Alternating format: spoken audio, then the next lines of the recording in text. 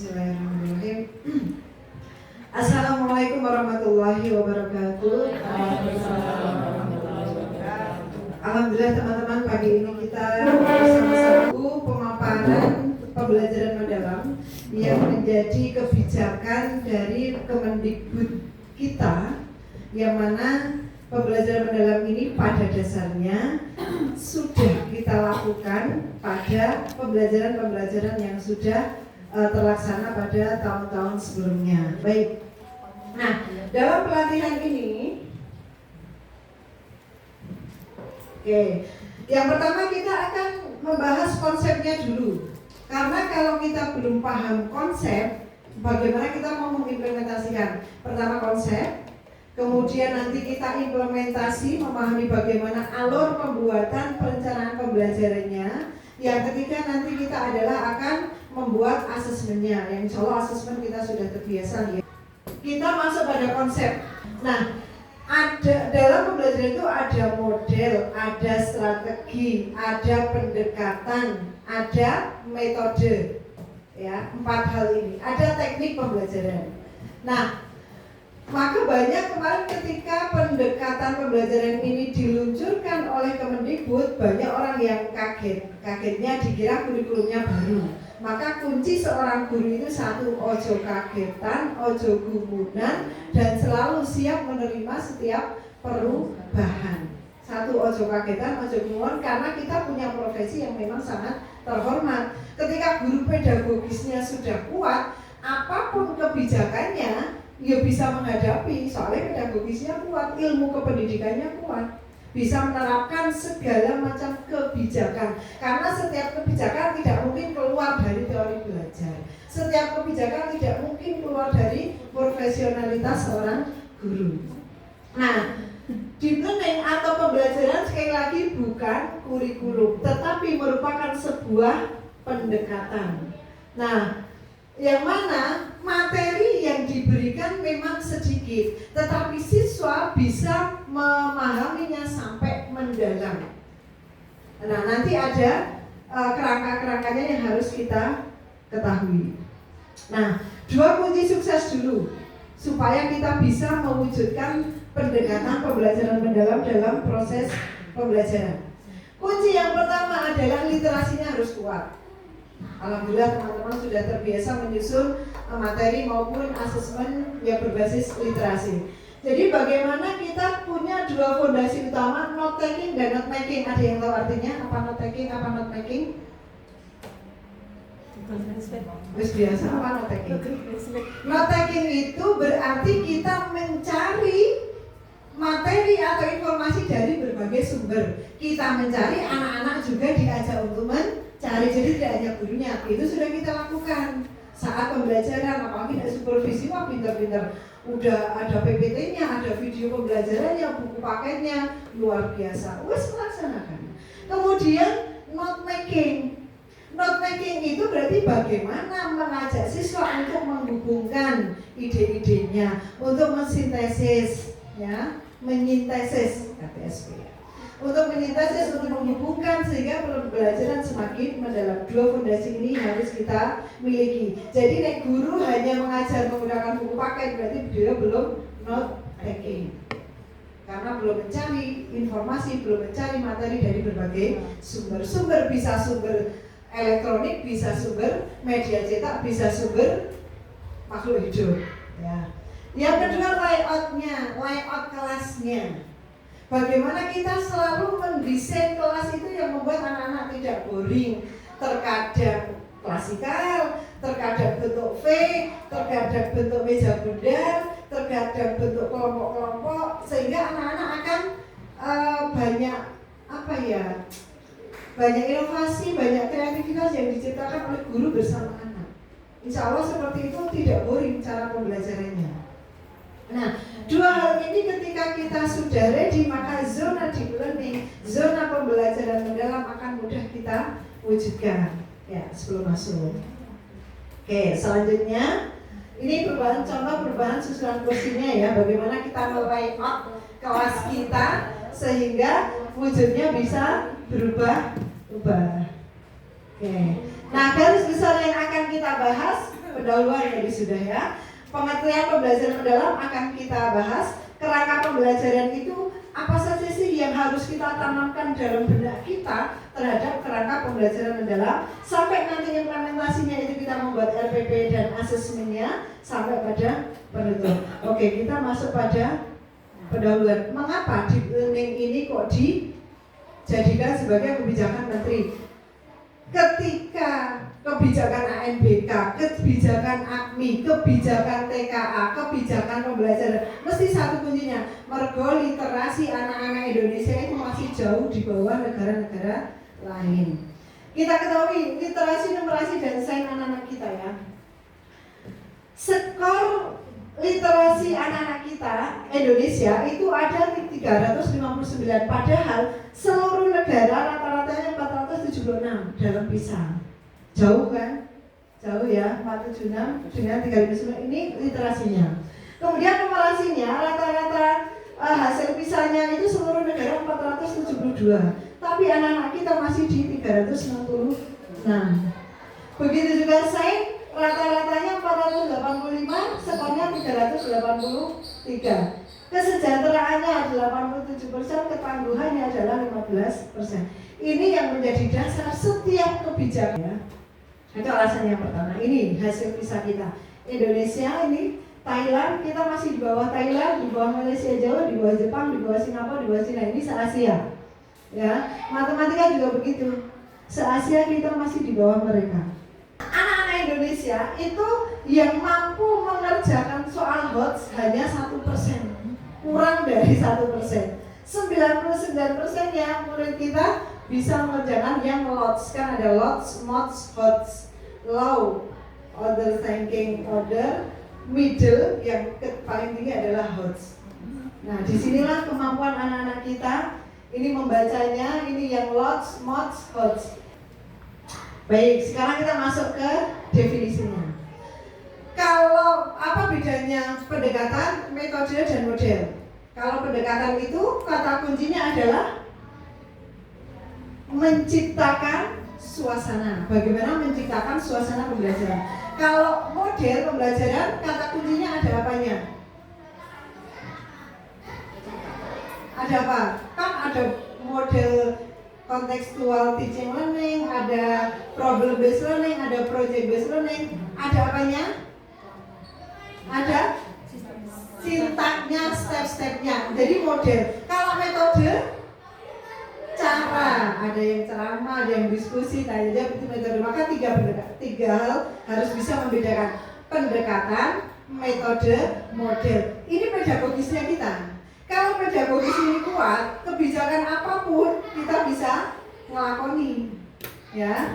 Nah, di sini definisinya adalah bagaimana sih sebuah pendekatan yang memuliakan, ya, dengan menekankan pada penciptaan suasana. Jadi bagaimana menciptakan suasana? Proses pembelajaran yang apa? BBM, berkesadaran, bermakna, menggembirakan.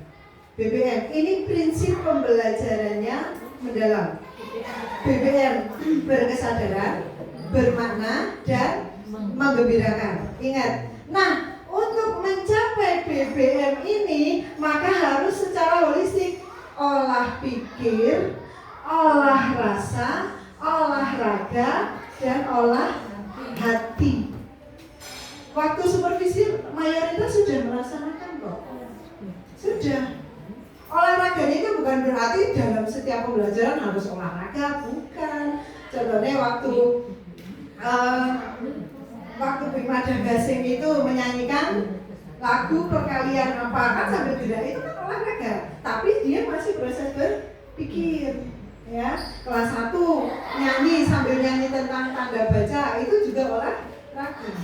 Jadi 4 olah ini harus secara holistik terlaksana dalam pembelajaran mendalam. BBM, berkesadaran, bermakna, dan menggembirakan. Prinsip pembelajaran itu harus dilaksanakan dengan 4 langkah. Ya. Sampai sini dulu. Paham ya? Ingat, pembelajaran mendalam ada bagaimana kita menciptakan, memuliakan anak-anak dalam proses pembelajaran sehingga tercipta suasana yang BBM. berkesadaran, bermakna, menggembirakan. Oke, nah, jadi ada 5 kata kunci tadi ya di pengertiannya.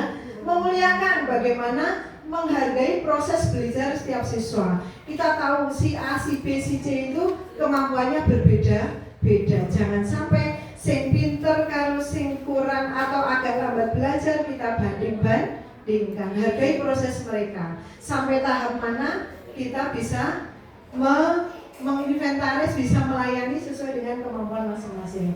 Kemudian mindful dulu ya, berkesadaran. Belajar dengan kesadaran penuh. Jadi dia butuh akan pelajaran yang diberikan oleh guru. Yang bisa menciptakan mindful siapa? Guru.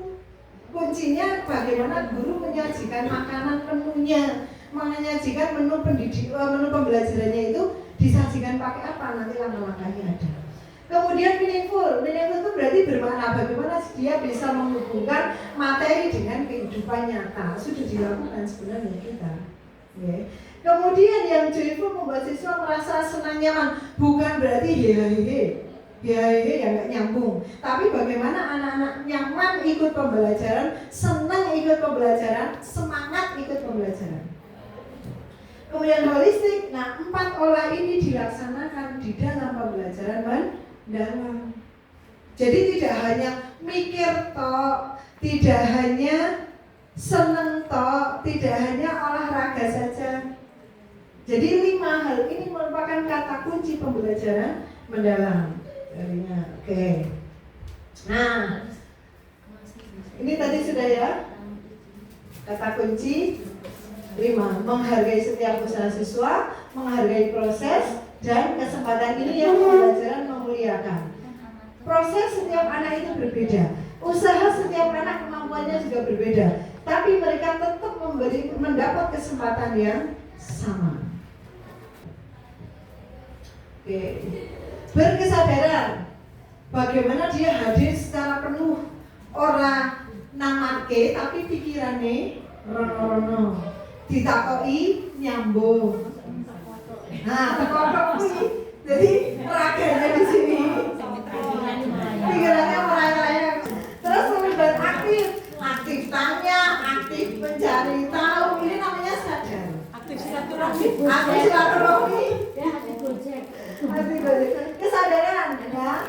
Jadi tidak hanya mengejar nilai. Saya butuh materi ini untuk kehidupan saya.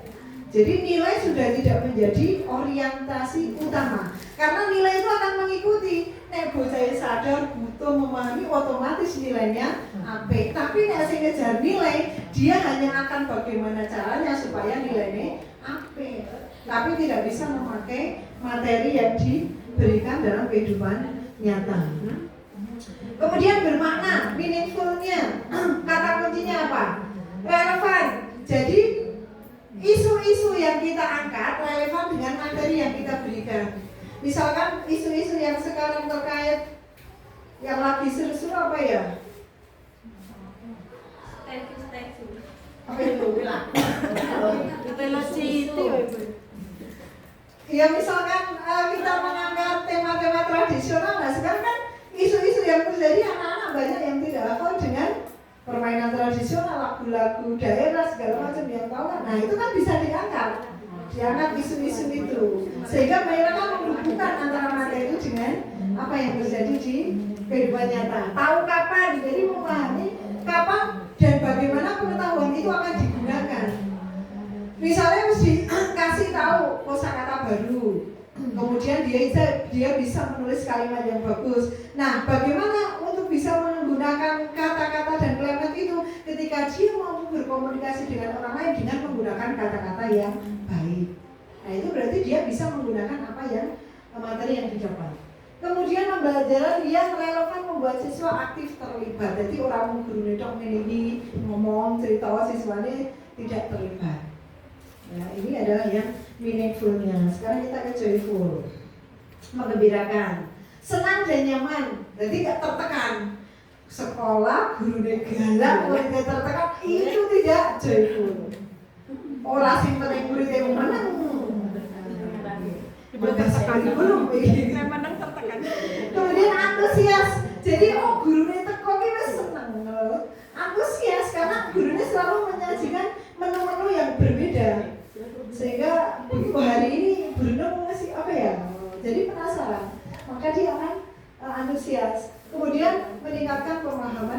ingatannya.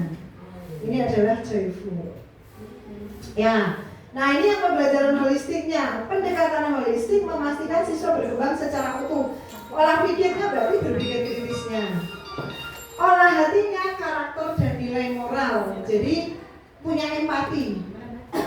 Olah rasanya meningkatkan kreativitasnya. Apa yang akan dia lakukan ketika melihat sesuatu ya. Kemudian olahraganya bergerak. Gerak yang sesuai materi, bukan berarti harus selalu ada ice breaking, harus itu bukan menggembirakan atau bukan olahraga. Tapi bagaimana kita menciptakan olahraga dalam setiap pembelajaran. Contoh holistik ya. Misalkan olah pikir diskusi tentang permasalahan sosial atau gejala alam. Olah pikirnya diskusi penyebab banjir. Ya. Kemudian olah hatinya membuat komitmen bagaimana menjaga lingkungan agar terhindar dari banjir. Kemudian olah rasanya bagaimana kreativitas membuat poster untuk mengajak mencegah banjir, ya kan? Kemudian olahraganya bersih-bersih lingkungan sekitar. Ini ada gerak, ada rasa, ada pikiran, ada kreativitas. Nah, 4 hal inilah yang harus dikembangkan dalam menciptakan suasana pembelajaran mendalam. Berarti itu nggak dicantum ke LPP Bu, apa modul aja? Misalnya modul aja apa LPP? Modul aja bisa, LPP bisa. Maksudnya itu ini kan bisa nanti maksudnya di langkah-langkah pembelajarannya ada membuat posternya, ada aksi kegiatan bersih-bersih lingkungannya, tetap ada. Modelnya ya Bu. Oh enggak, tapi asal enggak, iya. Enggak harus. Tapi ketika ditanya olah pikirnya di mana, olah rasanya di mana, olah hatinya di mana, itu bisa jawab. Tidak harus disebutkan di mana olahraga, olah pikir, olah rasa dan olah hatinya. Ada gambaran ya di sini ya. Oke. Nah, konsep sudah oke. Sekarang kita akan mendalami kerangkanya Bapak Ibu. Biasanya sok melihat lingkaran-lingkaran ya. Lingkaran-lingkaran ini landasan filosofisnya dibaca mau sendiri. Nah, sering melihat ini ya. Apa belum pernah? Baru, masya Allah. Padahal seringnya berlalu-lalang di berbagai media nih, nggak apa-apa. Yang penting telat sebelum pembelajaran mulai dewi wis ya. Baik, ini yang harus benar-benar dikuasai, dipahami dan hafal di otak guru ini. Karena kalau ini nggak paham, panjenengan nggak bisa melaksanakan pembelajaran mendalam. Oke, secara detailnya begini. Ada 4 kerangka. Yang pertama, ini namanya DPL, dimensi profil lulusan. Ini DPL. Kalau dulu P5 berapa tema? 6. Ya toh? Sekarang P5 hilang, boleh ada jadi kokurikuler. P5 hilang, tapi ada DPL-nya yang mana ini nanti harus tercantumkan dalam setiap modul ajarnya. Yang baru adalah, coba mana? Di antara 8 ini yang tidak ada di P5 apa? Kewargaan sama? komunikasi. Wadah. Kesehatan. Ya. 2 yang beda dari P5, jadi tambah loro. Ada DPL yang pertama, nanti kan kita kupas satu-satu. Yang kelima nanti fokusnya kemana, keluargaan kemana. Oke? Pertama DPL apa? Dimensi profil lulusan. Nah, setelah dimensi profil lulusan, kita masuk pada prinsip pembelajaran. Prinsip pembelajaran BBM tadi apa? Berkesadaran, bermakna dan menggembirakan. Ini prinsip ya yang kedua. Yang pertama DPL-nya. Oke. Siap. DPL 8. Nah, ini kudu paham guru. Setiap DPL-nya apa? Karena nanti ketika menentukan satu tujuan pembelajaran, ini DPL-nya masuk yang mana? Makanya P5 kemarin saya minta kurikulum kembalikan ke mata pelajaran karena ini harus masuk di setiap modul aja nantinya. Nah, setelah prinsip apa? Ini pengalaman belajarnya. Pengalaman belajar yang harus kita sajikan adalah taksonominya 3M. Pertama, memahami dulu. Setelah memahami, mereka mampu mengaplikasi. Setelah mengaplikasi, mampu merefleksi. 3M. Tadi BBM yang prinsip. Pengalaman belajarnya 3M. memahami, mengaplikasi dan merefleksi. Bagaimana nanti pengimplementasinya dalam RP nanti kita bahas. Tapi pelajaran yang penting tahu 4 pilar ini. 4 pilar pembelajaran mendalam. Yang pertama DPL, yang kedua prinsip pembelajarannya BBM, yang ketiga pengalamannya 3M, memahami, mengaplikasi dan merefleksi. Nah, kerangka pembelajarannya ada 4. Yang pertama adalah praktik pedagogisnya. Kemudian lingkungan pembelajarannya, kemudian pemanfaatan digital serta kemitraan pembelajaran. Iki biyen nek nggon RPP, praktik pedagogis kuwi isine model dan metode. Oh, praktik pedagogisnya nanti pakai model apa? Lingkungan pembelajaran itu apakah di kelas, apakah virtual, apakah di perpustakaan, apakah di lapangan, apakah di lab, apakah di perpusda, atau kunjungan kemana. Itu lingkungan pembelajarannya. Tempat singgu sinau. Nah, ya. Kemudian pemanfaatan digital. Pemanfaatan digital ini yang memang sedang digaungkan ya, makanya ada KKA, kecerdasan coding dan kecerdasan artifisial. Maka di sini ada pemahaman digitalnya. Perencanaannya pakai apa, pelaksanaannya pakai apa, asesmennya pakai apa. Ya, asesmennya bisa pakai Quizzes, pakai Google Form, pakai G-School, kita mau belajar kan itu. Pemanfaatan digitalnya. Proses pembelajarannya menggunakan apa? Oh, video pembelajaran, PPT. Kita sudah belum? Sudah kan? Nah, terus kemitraan pembelajaran. Nah, di sini yang kemungkinan tidak setiap mata pelajaran pada waktu yang lalu kita sudah merencanakan mau bermitra dengan siapa. Gitu. Jadi kalau misalkan mata pelajarannya IPAS tentang kegiatan ekonomi, wah berarti ini anak-anak harus bermitra minimal bermitra dengan pengurus kantin sekolah, bagaimana proses modalnya, kemudian distribusinya, konsumsinya, labanya dan lain-lain. Itu kemitraan. Atau yang lebih lebar lagi ke pasar, diajak ke pasar. Ya, seperti itu. Jadi dengan siapa kemitraannya? Bisa dengan internal sekolah, dengan sesama guru mapel itu bisa. Oh, bisa materi PKN dinilai Pancasila sila pertama. Ini kan bisa bermitra dengan guru apa? Akidah bisa, guru Quran hadis bisa. Jadi bermitranya bisa dengan teman sejawat, bisa dengan dunia usaha, dunia industri dan dunia kerja, bisa dengan siswa bisa, dengan orang tua bisa, dengan dinas terkait bisa. Ya, ini namanya kemitraan. Nah, maka 4 hal ini harus benar-benar dikuasai. Nah, ini semua saya gak RPP ngajir. Karena nanti ini harus ada di RPP, harus disebutkan. Semua ini ada di RPP. Sampai di sini, ya. Ada 4, DPL, prinsip, pengalaman, dan kerangka. DPL, prinsip, pengalaman, kerangka. DPL ada 8, prinsip BBM, pengalaman 3M, kerangka ada praktis pedagogis, ada lingkungan belajar, ada kemitraan, ada pemanfaatan digital. Misalnya 4 ini wis mahir panjenengan ngajir bikin RPP-nya, karena formatnya sudah ada di paparan ini. Jadi beliau mau coba DVD wis iso, cuma kok ora gitu ya. Tapi memang kita butuh silaturahmi, butuh berkumpul supaya berkah yang beda bareng-bareng enak gitu ya. Sampai sini sampai nggih? Bisa lanjut? Oke, kita lanjutkan. Kita akan kupas satu-satu. Mulai dari DPL-nya. Ada 8 kan? Ya. Kita ambil kata kuncinya aja biar cepat. Yang pertama keimanan dan ketakwaan, ya jelas bagaimana siswa itu memiliki keyakinan secara spiritual yang teguh sehingga bisa mengamalkan. Intinya religius. Wes gampang ya. Kewargaan, bagaimana dia memiliki rasa patriotisme terhadap tanah airnya. Memiliki rasa cinta tanah air, bagaimana dia nanti bisa menaati peraturan dimanapun mereka berada. Kemudian tanggung jawab, komitmen menyelesaikan masalah Itu terkait sebagai warga negara yang bertanggung jawab.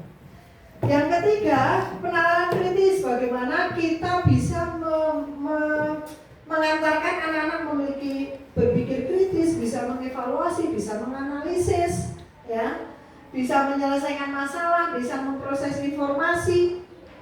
Kemudian kreativitas, bagaimana mereka bisa inovatif, bisa kreatif, fleksibel, mengolah ide-ide, memiliki ide original untuk mengembangkan bakat dan minatnya. Kreativitas. Oke, nanti tak kasih materinya. Kolaborasi ya, intinya orang sepandai apapun nek raiso berkolaborasi nggak akan sukses. Karena manusia adalah makhluk sosial, nggak bisa hidup sendiri, harus berkolaborasi meskipun antara wali kelas, ya, antara guru dengan kepala sekolah, guru dengan siswa, siswa dengan siswa. Kolaborasi adalah menjadi kunci utama hidup seseorang. Kemandirian, ya, sesuai dengan visi kita. Bagaimana dia bertanggung jawab atas setiap proses dan hasil belajarnya. Kesehatan, komunikasi sudah sangat jelas. Wes 8 DPL, ya, gampang dia pakai.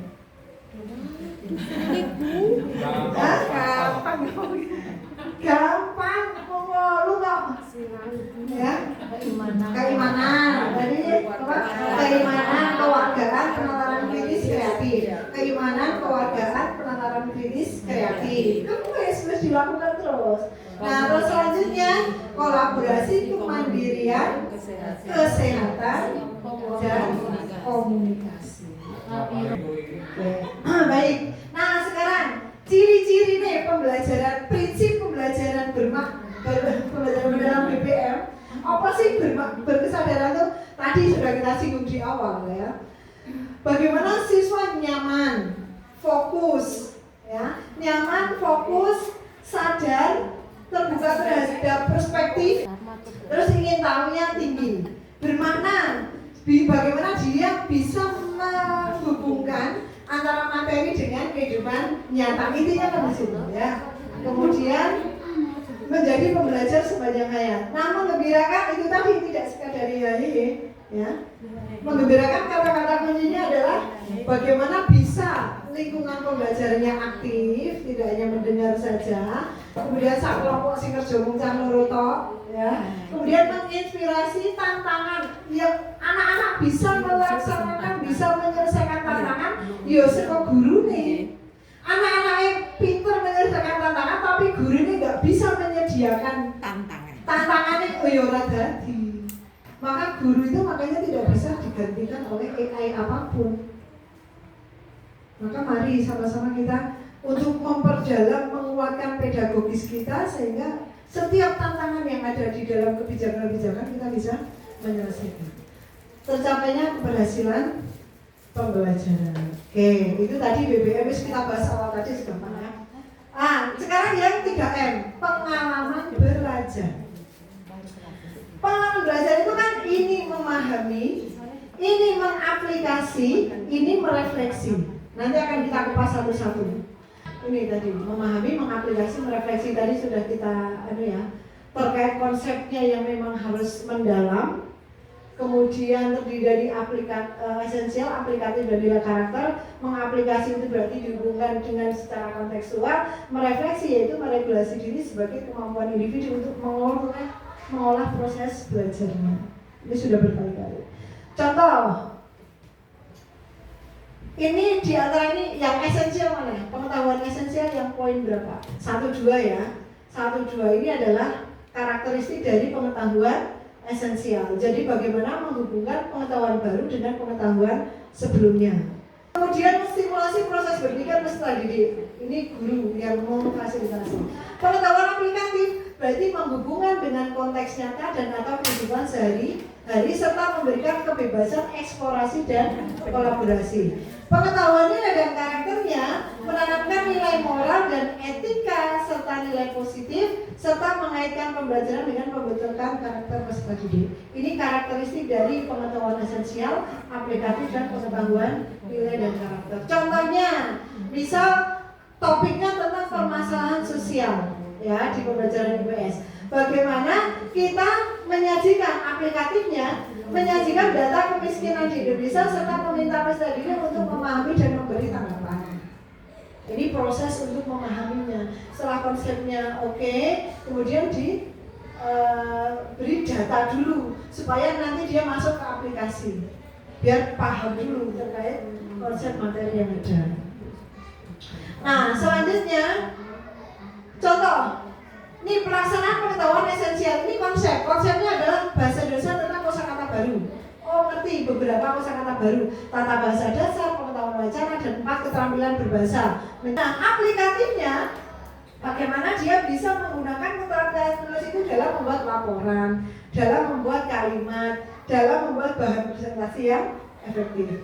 Nah, kemudian nilai dan karakternya, dia bisa menggunakan bahasa itu untuk membangun hubungan baik dengan sesama, baik dengan orang yang sebaya, dengan orang yang lebih tua, atau dengan orang yang lebih muda. Nah, ini contoh bagaimana penerapan pengetahuan esensial, aplikatif, dan nilai karakter. Mengaplikasi. Nah, karakteristiknya apa? Siswa itu mampu menghubungkan konsep baru dengan pengetahuan sebelumnya, menerapkan pengetahuan dalam situasi nyata, kemudian mengembangkan. Nah, setelah tahu dikembangkan ke eksplorasi, kemudian berpikir kritis. Contoh, misalkan tentang persamaan linear, bagaimana nanti dia bisa menerapkan persamaan linear dalam masalah keuangan. Ya, jadi menghitung keuntungan, menghitung modal dalam sebuah bisnis. Merefleksi. Nah, jadi bagaimana siswa mampu memotivasi diri sendiri, kemudian refleksi terhadap pencapaian tujuannya, menerapkan strategi berpikir, membuat metakognisi, meregulasi diri. Jadi, mengatur awake dhewe. Kemudian meregulasi emosi. Contoh, kita menyampaikan motivasi belajar, penilaian diri, kemudian membuat ringkasan materi. Ini kan juga merefleksi. Kalau dia sudah paham konsep, sudah mudah menggali ringkasan materi, pasti bisa. Kemudian mengendalikan emosi, tidak mudah cemas, tidak mudah stres, ya, tidak mudah frustasi saat kita memberikan tantangan-tantangan yang begitu semakin levelnya tinggi. Ini adalah pengalaman belajar yang merefleksi. Nah, inilah namanya taksonomi tingkatan-tingkatan pembelajaran mendalam. Memahami itu ada di sini. Ini masih pembelajaran dasar. Memahami itu masih pembelajaran dasar. Kalau taksonomi Solo, kan taksonomi ada Solo, ada book, ada pengalaman pembelajaran mendalam, ada ini deskripsinya. Jadi kalau PM ini memahami itu masih mengingat dan memahami. Ini masih uninstruktural sampai multistruktural. Nah, mengaplikasi itu bagaimana mereka bisa menganalisis relasional, kemudian merefleksi, mencipta, mengevaluasi, berpikir abstrak yang mendalam. Jadi diajak berpikir abstrak itu sudah bisa, nggak harus diwujudkan konkret.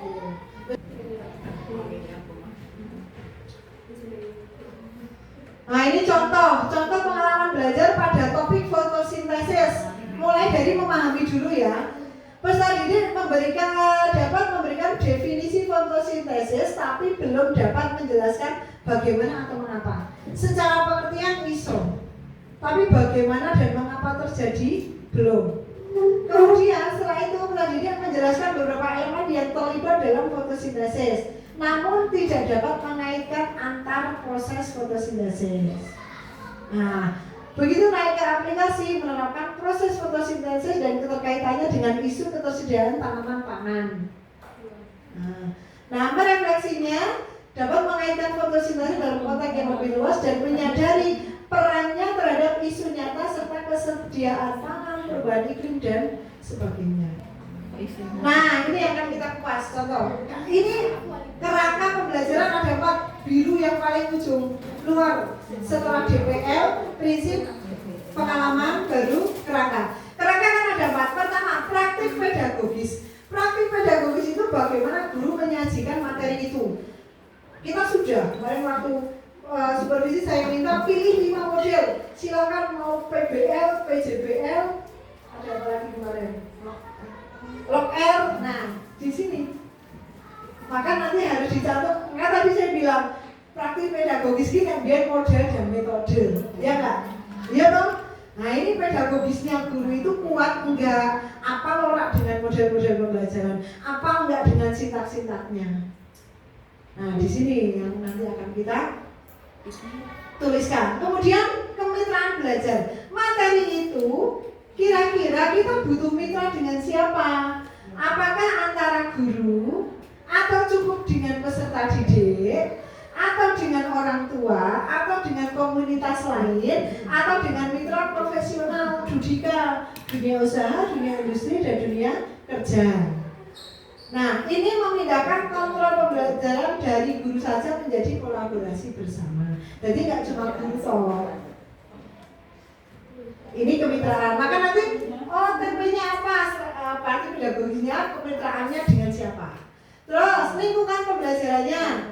Mau lingkungan secara luring, secara daring atau virtual, atau non fisik yang lain, fleksibel. Olahraga kan tidak selalu di kelas, nanti gor di mana-mana. IPAS juga begitu, ya pengamatan di mana-mana. Kecamatan. Jadi ini tempat belajarnya itu mau di mana, ya. Terus pemanfaatan digital. Nah, silakan menggunakan digital yang mendukung pembelajaran lebih interaktif, lebih kolaboratif dan kontekstual. Wes, gampang toh sampai sini? Gampang. Apa ya? Ini contoh ya. Kerangka pembelajaran praktis pedagogis contoh. Nih, pembelajaran berbasis inquiry. Jadi, pembelajaran mendalam dapat dilaksanakan dengan berbagai praktis pedagogis dengan menerapkan 3 prinsip BBM. BBM ini bisa kita tuangkan dalam kita bisa pakai inquiry. Boleh pakai STEM. Boleh pakai pembelajaran kolaboratif. Ini model-modelnya ini contoh. Banyak ratusan model. Ada START, ada Jigsaw, ada Number Head Together, ada banyak TGT, Bu Vita udah pakai TGT. Terus bisa dengan apa? Diskusi, peta konsep, kerja kelompok. Ini kan metodenya orang. Ya. Dan ini model bahasanya saya ini praktik pedagogi. Gampang toh? Wes toh? Gampang beda.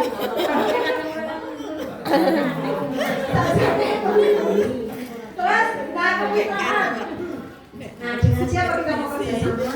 Kemitraan itu bagaimana kita memberikan pengalaman belajar, kebaruan, informasi. Jadi orang sekolah buku paket, orang sekolah internet, tapi langsung bermitra. Sekolah bisa dengan kepala sekolah, bisa dengan pengawas, guru dan peserta didik. Kemudian lingkungan luar sekolah bisa bisa dunia usaha, dunia kerja. Masyarakat bisa orang tua, bisa komunitas, bisa tokoh masyarakat, tokoh agama, tokoh budaya, bisa kita panggil menjadi mitra sesuai dengan tujuan pembelajaran yang kita tentukan. Seperti pedagogi sudah, kemitraan sudah. Oke, lanjut lingkungan pembelajarannya. Contoh, bagaimana sih supaya menekankan integrasi budaya belajar? Kita menciptakan budaya belajar yang aman, nyaman, dan saling memuliakan sehingga kondusif. Ini masuk pada lingkungan pembelajaran. Ruang fisiknya mana yang mau digunakan orang yang kelas terus. Ruang virtualnya jadi ada 3 hal. Bisa blender, bisa lingkungan fisik dan budaya saja, bisa menggunakan ketiganya. Monggo mana yang mau digunakan? Nek biyen iki jenenge sumber belajar. Apa ora? Iya toh? Yes. Wong saiki lingkungan belajar. Terakhir, pemanfaatan digital. Nek biyen jenenge media pembelajaran. Nggih mboten? Nggih. Nggih toh? Nggih. Berarti aja mungkin mengganti jeneng ganti istilah. Ojo kaget. Ojo kaget. Wong soalnya wis nglakoni. Nah, contoh di perencanaan pembelajaran, kita mau menggunakan pemanfaatan digital apa? Jadi merancang dan mengelola kelas digital, manajemen perencanaan pembelajaran berbasis proyek. Kita mau pakai PJBL nih. Nah, desain bahan agar visual dan infografisnya bagus, kita mendesain bahannya di perencanaannya itu loh. Sebelum kita masuk ke capcutnya misalnya, kita akan desain sih apa-apa yang mau disampaikan, membuat mind-mapnya sih. Kemudian pemanfaatan kegiatan artificial dalam perencanaan argot capcut apa nggawa Canva, apa nggawa video atau nggawa PPT ini kan masih masuk di perencanaan. Nah begitu dilaksanakan maka kita pembelajaran sinkronus, kolaborasi daring, asinkronus, laman sumber belajar misalkan menggunakan laman-laman BMKG atau laman Indonesia Baik atau laman ya yang resmi pemerintah yang valid lamannya. Perpustakaan digital boleh, menggunakan Canva atau ChatGPT atau Gemini atau CapCut. Video edukasi boleh, multimedia interaktif boleh, PPT boleh, pakai game, bisa menciptakan game juga boleh. Atau sumber lainnya. Asesmen pembelajarannya menggunakan tes otomatis, tes original, tes formatif, kan ada tes awal, tes formatif, dan tes sumatif, serta tes akhir capaian pembelajaran. Nah, asesmen itu ada dua, asesmen for learning dan asesmen as learning. Saya mah nggak gumunan Bu. Aku ra gumunan Bu. Keponan. Nah, maka dalam pembelajaran mendalam itu peran guru ada tiga. Yang pertama aktivator, bagaimana guru mampu memunculkan keaktifan siswa. Yang kedua fasilitator, kolaborator, bagaimana guru membangun kolaborasi antar siswa maupun guru dengan siswa atau dengan mitra yang sudah kita tentukan. Kemudian bagaimana pengembang budaya belajar supaya iklim belajarnya itu kondusif, nyaman, ya, sehingga anak menjadi jiwa pembelajaran yang baik. Konsepnya tadi harus masuk ya. Konsep 4 hal. Yang pertama apa? Yang pertama apa? Kedua, oke, Bu Enda, kerangka pembelajaran apa wae? Waduh. Pokoknya ono pedagogis. Wis ono pedagogis. Lingkungan pembelajaran. Oke, warnanya Bu. Prinsip pembelajaran apa bagi? BBM. Mbak Kelingan BBM. Kesadaran.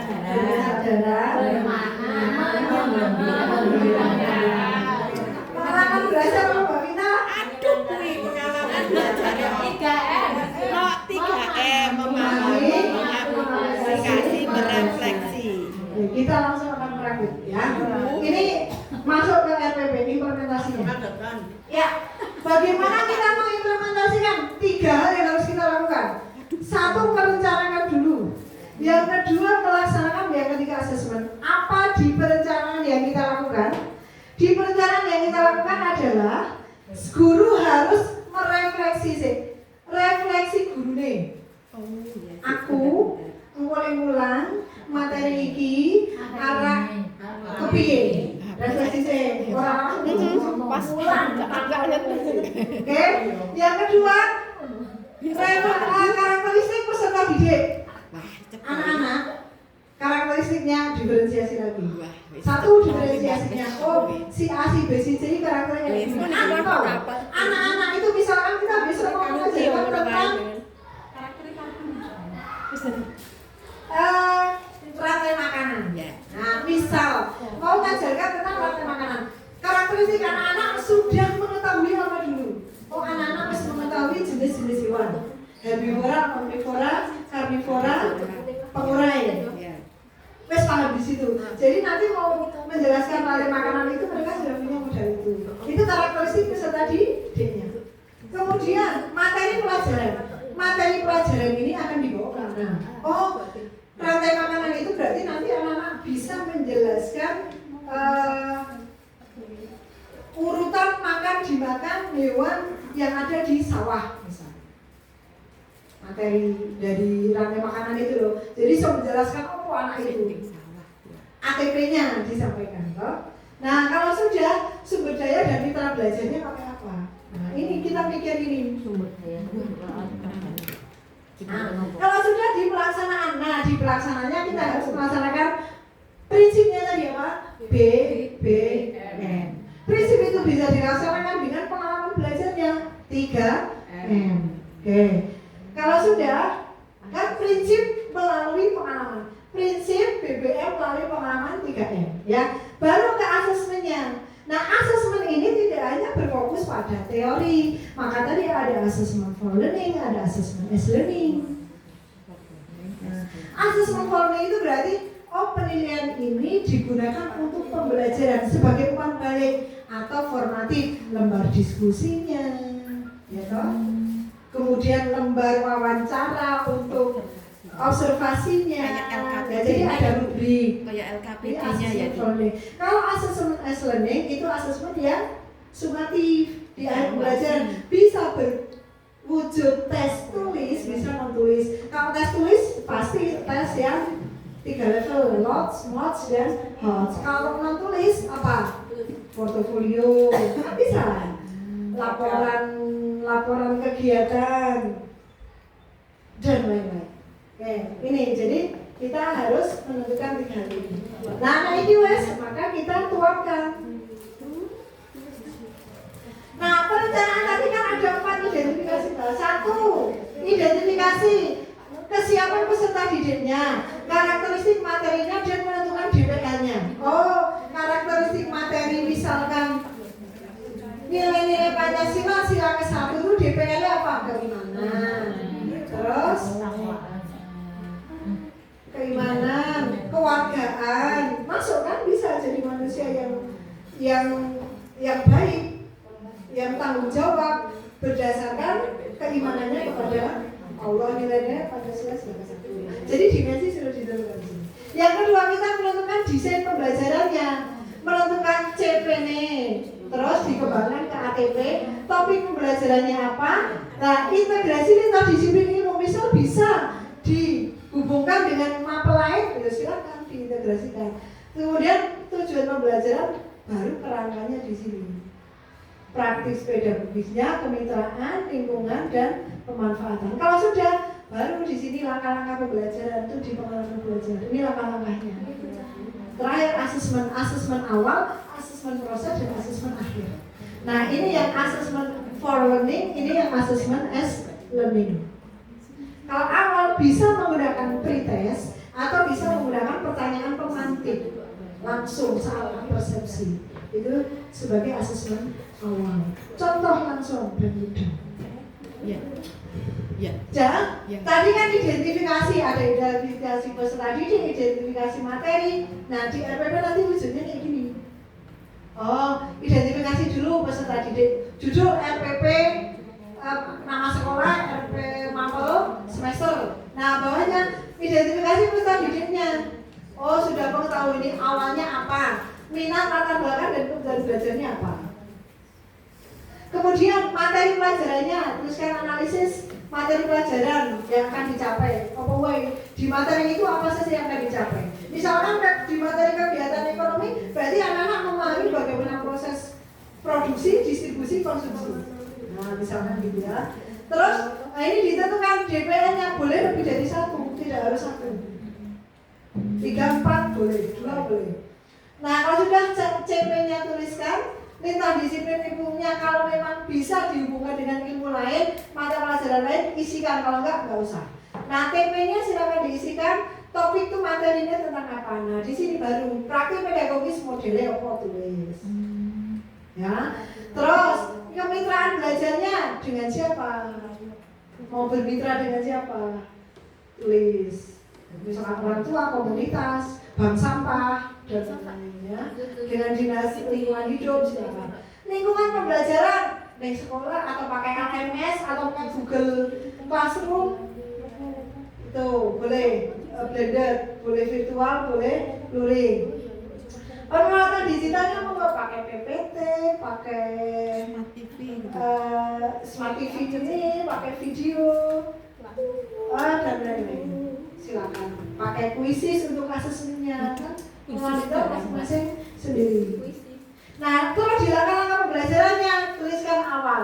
Di awal itu prinsipnya dituliskan. Prinsip pembelajarannya berkesadaran, bermakna atau menggembirakan. Misalkan di awal itu berkesadaran dan menggembirakan, boleh, nggak harus. Ini bukan sintak, nggak harus urut. Nggak harus urut. Kalau sintak, model harus urut. Tapi kalau prinsip dan pengalaman tidak harus urut. Menggembirakan dulu. Boleh, menggembirakan di awal tuh boleh ya.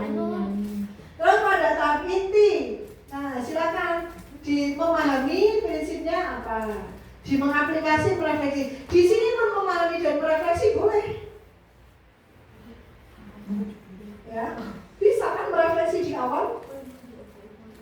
Anak-anak yang sudah diketahui apa, boleh merefleksi di awal. Terus prinsipnya juga ditulis, berkesadaran, bermakna atau menggunakan pilih. Nah, inilah yang dituliskan dalam RPP. Jadi prinsip sama pengalaman tuliskan, tapi yang olah hati, olah pikir, olah rasa mana itu tidak. Nah ini modelnya waktu itu. Iya, nanti tak kasih formatnya ketika praktik ya. Nanti ada contohnya di sini. Nah penutup silakan prinsipnya juga tuliskan yang mana. Ya. Nah asesmen awal, asesmen proses, asesmen akhir monggo menggunakan apa saja. Tes tertulis, tes lisan, penilaian kinerja, proyek, produk, observasi, portofolio, bebas. Nah contoh ini sudah contoh sekarang. Ya, nah ini formatnya tak kasih. Ini sudah contoh sekarang. Ini contohnya identifikasi peserta didiknya terkait keseimbangan ekosistem. Ya, nah anak-anak itu sudah memiliki pengetahuan dasar yang variasi, baik isu-isu lingkungan, tapi masih perlu memiliki kesadaran perannya terhadap keseimbangan ekosistem. Jadi mereka itu minat tinggi terhadap kegiatan berbasis proyek ada. Berarti nek minat tinggi gawe proyek aku mau PJPL strateginya gitu. Tapi nek kita menyediakan anak-anak masih belum tahu masalah-masalah yang terjadi di Indonesia terkait keseimbangan ekosistem, itu harus kita sajikan masalah-masalah.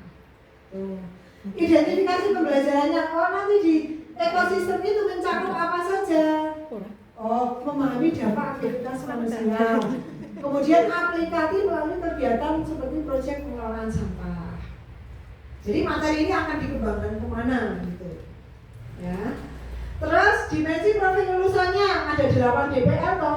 Yang diambil DPL 4, DPL 5, DPL 8. Karena mereka akan membuat sebuah proyek, maka komunikasi penting, kolaborasi penting, penanaman kritis dan kreativitas diperlukan.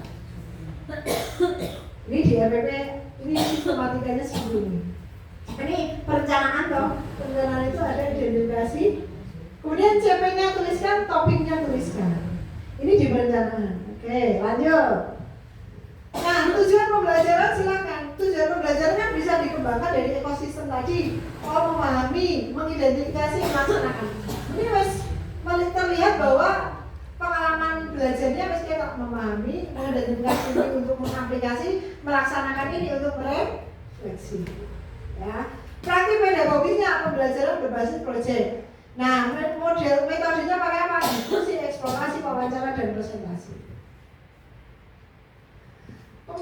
Mitranya, karena ini mau tentang ekosistem, maka mitranya dengan komunitas peduli Ciliwung Sungai, pengelola bank sampah, sama masyarakat sekitar. Oke, lanjut lingkungan pembelajarannya di sungai. Virtualnya misalkan seharian ini di sungai, kok pengen langsung membahas, nanti malam bisa bareng-bareng membahas tadi hasil wawancara di masyarakat yang dekat dengan sungai. Jadi boleh pakai virtual. Budaya belajarnya kolaboratif, partisipatif, aktif, dan rasa ingin tahu. Nah, pemanfaat digitalnya pakai apa? Asesmennya daring, pakai Diskul. Ya. Kemudian pelaksanaannya bisa pakai perpustakaan daring, video pertemuan daring. Perencanaan pakai LMS, Learning Management System. Kalau kita dulu diklat online itu ya, pakai LMS. Nah, sekarang di langkah-langkah. Nah, kalau langkah-langkah awal, contoh nih berkesan dan bermakna ya, ini berarti BBM bermakna. Prinsip, guru membuka pelajaran biasa, menerapkan teknik permainan pemusatan konsentrasi sebagai apa ya, motivasi. Sudah menyajikan video di persepsi boleh. Kemudian memberikan pertanyaan pemantik, melakukan literasi, membaca, guru tanya jawab dengan tentang bacaan, kemudian pakai pemantik lagi, baru menyampaikan tujuan pembelajaran. Nah, ini sudah bermakna. Bermakna ini nanti dia akhirnya bisa berkesadaran. Sekarang masuk ke kegiatan intinya. Nah, kegiatan inti bermakna dan menggembirakan. Kedua. Nah, di prinsip ini pengalamannya memahami dengan cara apa? Kita harus tahu. Kan tadi pakai project based learning. Sintak project based learning, kalau saya kemarin di SDA 5 itu minta sintak per stepnya saya suruh nulis. Kalau ini di contoh yang ada di paparan nggak ada. Tapi kita cek sintak JBL itu apa yang pertama? Menyusun pertanyaan, ya, terus membuat jadwal, sebenarnya membuat jadwal project. Kemudian ini siswa melaksanakan kunjungan, melaksanakan proyeknya. Ini sudah sesuai sintaks. Nah, di sini proses memahami bagaimana guru siswa berdiskusi, membaca artikel, mengeksplorasi dengan memberikan pertanyaan ini. Guru nggak menjelaskan, tapi siswa mengeksplorasi dengan cara guru menyajikan apa tadi, artikel, website, e-book. Karena pertanyaan-pertanyaan ini akan mengantarkan siswa untuk memahami tentang ekosistem. Nggak langsung jelaskan. Kemudian setelah itu mereka diminta untuk membuat peta konsepnya. Nah, baru mengaplikasinya bagaimana? Aku tadi melakukan kunjungan. Harusnya loh di sini itu membuat jadwal kunjungan dan menyusun daftar pertanyaan yang akan dilakukan untuk kunjungan. Kan nggak mungkin datang kok langsung tanya, mesti sudah punya draft pertanyaan dulu. Ya. Kalau sudah interview, kemudian mereka menyimak, kemudian mereka menunjukkan kesadaran, diskusi lagi tentang hasil ini, kemudian mengembangkan menjadi membuat angka berdasarkan jenisnya, kemudian berdasarkan atau lain-lain. Ini yang pasti sesuai sintak. Seperti teman-teman waktu kemarin supervisi ya, ada sintak tiap fasenya. Nah, ini masih inti. Nah, di merefleksi bermakna dan menggembirakan. Nah, kemudian uji coba, mendapat umpan balik, membuat jurnal refleksi, melakukan evaluasi, menemukan solusi. Ini sudah sampai mencipta. Ya. Nah, baru penutup seperti biasa kegiatan penutup. Yes. Itu contoh pembelajaran mendalam. Oke, ini asesmennya. Asesmen awal, asesmen proses, dan asesmen akhir. Proses bisa pakai peta konsep, presentasi, pengolahan, asesmen pengolahan sampahnya. Nah, sekarang saya akan kirim format RPP. Teman-teman nanti silakan untuk membuat, mengisi. Teman-teman saya berikan RPP untuk praktik menyusunnya. Silakan panjenengan membuat format RPP dulu.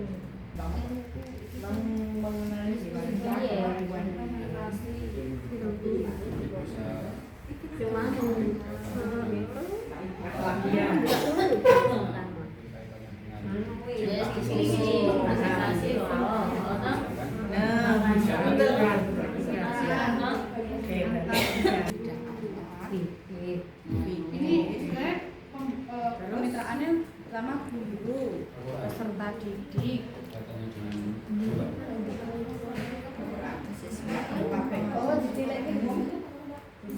warga sekolah. Tapi kan di PKN itu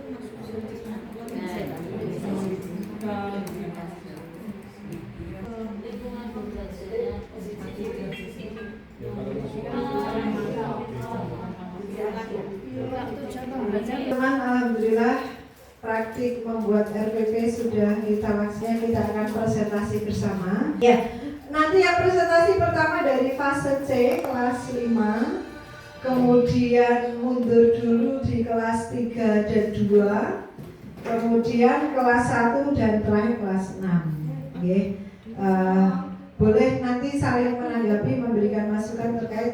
RPP berbasis pembelajaran modelan yang sudah dibuat oleh teman-teman kita.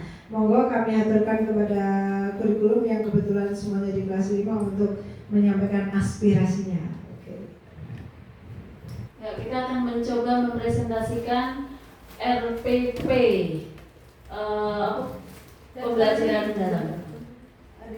Yang pertama, identitas ya. Seperti biasa itu kita mengambil materi pembelajaran pelanggaran tata tertib dan mengkampanyekan solusi taat aturan. Mengamanyakan KPTS. Luluh tahun pelajaran 2025-2026. Alokasi waktunya 2 kali 30 menit.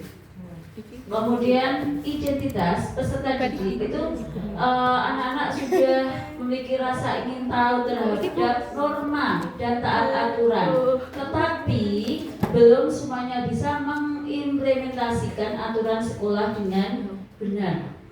Kemudian materi pelajarannya itu dimensi profil lulusannya, komunikasi, kewargaan, dan kolaborasi. Kemudian desain pembelajarannya, CP-nya itu, lintas disiplin ilmu, pendidikan Pancasila. Ini kan pelajaran pendidikan Pancasila. Kemudian kita ambil bahasa Indonesia karena nanti ada membuat poster dan mengamanjakan.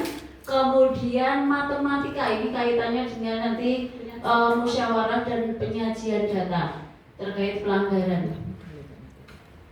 Tujuan pembelajarannya, setelah siswa mengidentifikasikan masalah berupa norma yang dilanggar siswa di sekolah, siswa dapat menentukan solusi untuk menghindari pelanggaran dengan bijak.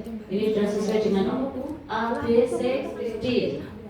Kemudian yang kedua, setelah siswa melakukan diskusi atau musyawarah tentang tata tertib sekolah, siswa dapat mendesain kampanye tata tertib bersama untuk solusi anti pelanggaran dengan benar. Kemudian topik pembelajarannya itu taat aturan sekolah aman dan nyaman. Kemudian lanjut praktek pedagogisnya kita pakai PBL, diskusi kelompok, presentasi. Kemitraan pembelajaran guru, siswa, dan kesiswaan. Ini melibatkan kesiswaan karena ada kaitannya dengan aturan di sekolah. Ya, data pelanggaran, aturan-aturannya. Kemudian warga sekolah. Kaitannya nanti dengan kampanye. Lingkungan pembelajaran, ruang fisik, lingkungan kelas, lingkungan sekolah. Kemudian ruang virtualnya, video dan Canva. Budaya belajar, budaya disiplin, karena kaitannya dengan aturan mesti disiplin, tanggung jawab juga, dan apresiatif. Kemudian pemanfaatan digitalnya kita menggunakan video pendek dan Canva. Kemudian pengalaman belajar awal berkesan menggembirakan. Jadi guru membuka pembelajaran dengan salam doa bersama seperti biasa, kemudian menerapkan teknik permainan benar salah. Nanti disajikan gambar melalui tayangan ini. Kemudian sikap itu benar atau salah, aturan-aturan itu. Kemudian guru menyajikan video lagu menaati aturan. Nah, ini kita sudah browsing juga tadi, jadi linknya sudah kita tampilkan. Selanjutnya peserta didik menjawab pertanyaan dari guru terkait video yang kita sajikan tadi. Apa yang dimaksud aturan, pertanyaan pematinya, mengapa kita harus taat aturan, dan di mana saja kita harus taat aturan. Selanjutnya peserta didik mendengarkan penjelasan guru terkait tujuan pembelajaran dan apa saja yang akan dilakukan peserta didik. Nah, intinya ini kita akan mendengarkan dari Bu Retno.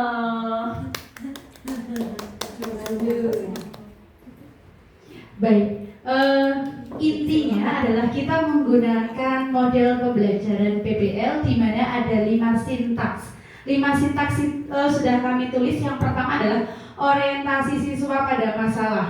Di sini orientasi siswa pada masalahnya sudah ada proses mendalam, yaitu memahami, di mana di situ nanti diharapkan bermakna dan berkesadaran dari video pendek yang ditayangkan. Di samping itu, di dalam video tersebut juga ada literasi. Literasinya kami masukkan ke dalam video karena JP-nya hanya 2 JP.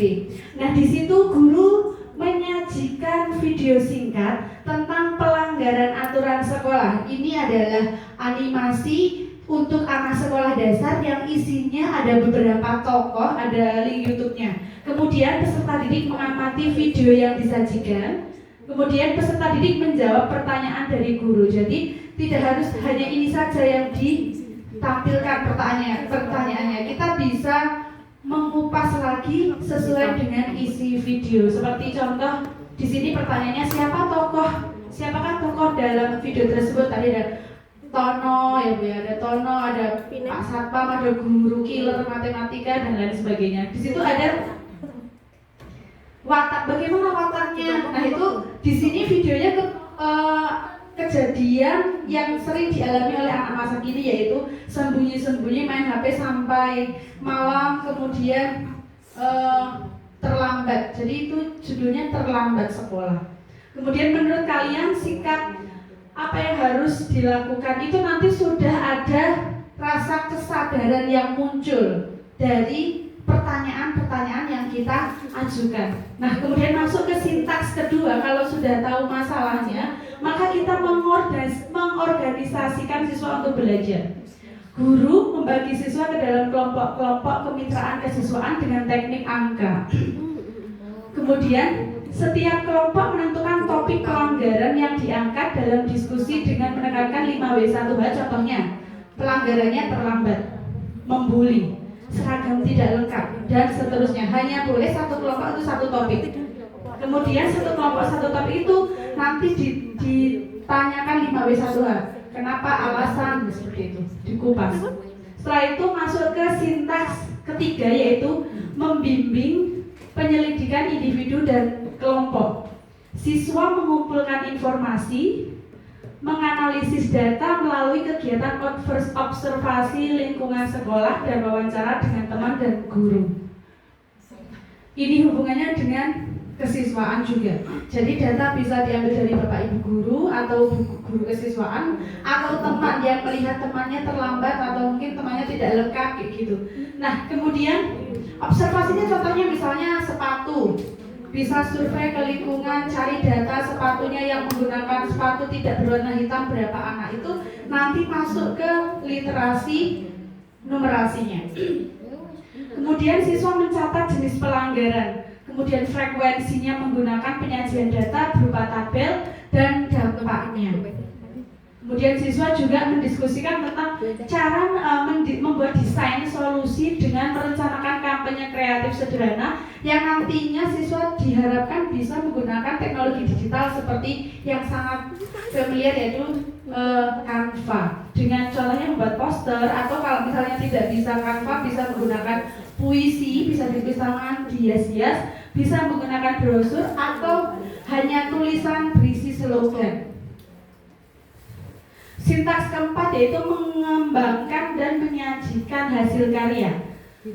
Siswa menyajikan dalam bentuk produk nyata atau presentasi hasil diskusi sesuai dengan apa yang didiskusikan. Kalau tadi misalnya ada posternya sudah ada bukti nyatanya. Kemudian juga memaparkan kampanye kreatif sederhana yang ada di lingkungannya. Jadi rencana kampanyenya mau seperti apa. Kemudian di sini ada refleksi, yaitu menganalisis dan mengevaluasi proses pemecahan masalah. Yang pertama, siswa dan guru melakukan refleksi dengan mengisi lembar refleksi pembelajaran.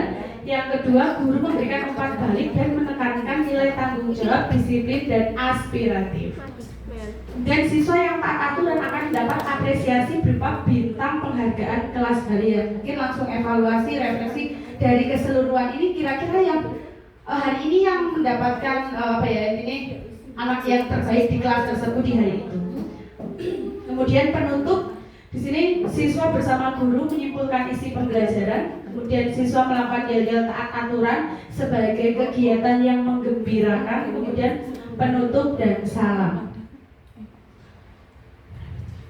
Asesmen pembelajarannya kita ada 3. Yang pertama asesmen pada awal pembelajaran, yaitu kuis singkat pengetahuan awal tentang norma dan aturan. Kalau misalnya boleh pakai HP, mungkin betul kata beliau ada pakai Kahoot ya, Kahoot. Tapi karena siswa kita tidak bisa menggunakan HP saat sehari-hari, maka kita bisa menggunakan pertanyaan pemantik. Kemudian asesmen pada proses pembelajaran menilai keterlibatan siswa dalam mengidentifikasi masalah atau topik. Tadi kan suruh mencari topik gitu ya. Kemudian mencari datanya serta merumuskan solusi yang dilanjutkan dengan presentasi dan hasil diskusi. Kemudian asesmen akhirnya menilai produk kampanye kreatif dan tes tertulis akhir. Begitu kira-kira Bu Lili. Terima kasih. Tepuk tangan. Naik dulu ke atas. Kami mohon masukan teman-teman karena saya juga lagi belajar.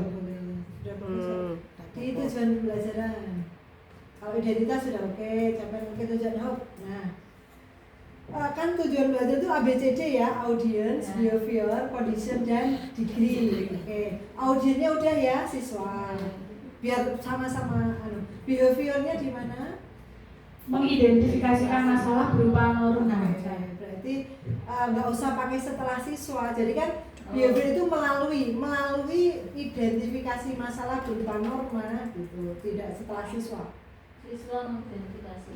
Tidak melalui siswanya. siswanya. Ini berupa kegiatan, bukan setelah. Iki tujuan. Terus yang bawahnya setelah itu jadi melalui diskusi tentang tata tertib sekolah gitu aja. Nah, itu sudah bagus. Degree-nya itu dengan bijak. Behaviornya adalah mengidentifikasi. Condition-nya adalah menentukan solusi untuk menghindari momen. Sudah sip. Lanjut sekarang di sintaks 1. Atau pendahuluan itu. Itu untuk pendahuluan. Nah, video sudah bagus ya. Kemudian pertanyaan di pemantiknya kan itu masih kurang terbuka. Mungkin tambah satu lagi, apa akibatnya jika aturan tidak ditaati? Kan nanti mesti muncul banyak ini ya, pendapat anak-anak. Jika aturan tidak ditaati.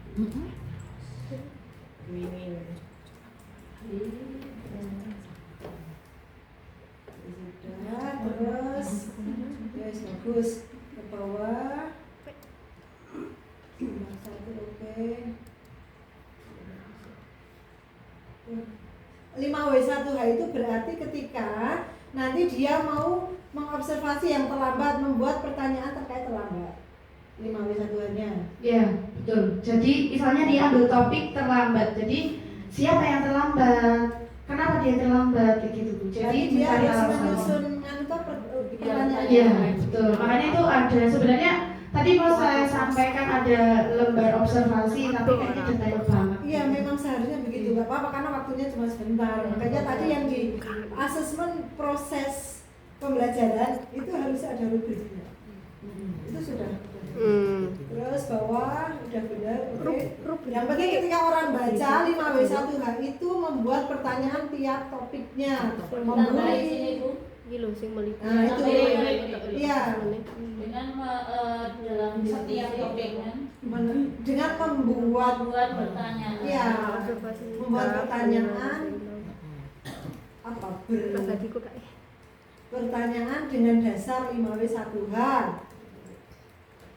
sesuai tema seperti gitu. Bu, Sesuai 5W1H apa tuh, Bu? what, where, when, why, who, how. Sesuai tema. Topik. Tema. Orang kelas 1. Jadi kan mungkin guru sudah menentukan di kocok kelompok 1 terlambat, kelompok 2 membuli, kelompok 3 pelanggaran seragam, kelompok 4 pelanggaran apa gitu sudah dibagi lebih enak gitu. Undian. Jadi nggak ada yang merasa. Terus sintak ketiga oke, sudah bagus menganalisis ya. Terus sintak keempat Video yang ditayangkan pas Sinta pertama video tentang apa? Terlambat. Video terlambat. Video kasus ya? Iya, video kasus. Berarti sudah. Kasus terlambat ya. Terus ke bawah Sinta keempat. Oke, hasil karya sudah. Refleksinya di ini ya, Sinta kelima ya. Oke, sudah ada refleksi di sini. Oke, lanjut ke Bob. Oke. Nah, ini jadi di asesmen awal itu mau menggunakan kuis ya. Kuis boleh sih tertulis ya oleh lisan juga boleh. Nah, di asesmen proses itu nanti dilengkapi rubriknya. Rubrik masing-masing topik itu. Untuk hasil diskusinya kan dilengkapi dengan lengkap dalam kurung dilengkapi rubrik. Nah, terus yang asesmen akhir tes tertulisnya, kalau kemarin di SJLman memang udah tak minta sampai lengkap.